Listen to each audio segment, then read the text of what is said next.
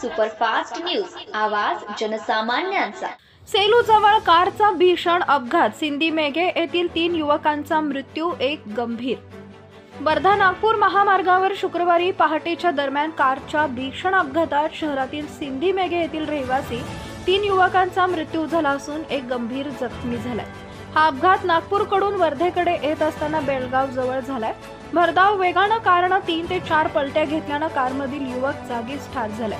मिळालेल्या माहितीनुसार 2 युवकांचा जागीच मृत्यू झालाय, तर तिसऱ्याला उपचारासाठी नेत असताना वाटेत मृत्यू झाला। सर्व मृतक सिंधी मेघे येथील असून मृतकांची नावं सुशील मस्के, शुभम कवडू मेश्राम, समीर सुटे असून जखमी युवकांचं नाव धनराज धाबर्डे। या भीषण अपघाताची माहिती मिळताच सेलू पोलीस घटनास्थळी पोहोचले। पोलिसांनी मृतदेह शवविच्छेदनासाठी वर्धेला पाठवला असून अपघाताचा पुढील तपास सेलू पोलीस करत आहेत। महाराष्ट्र सुपरफास्ट न्यूज साठी जिल्हा प्रतिनिधी Sachin Mahajan, Selu, Wardha. Subscribe now and press the bell icon. Never miss an update.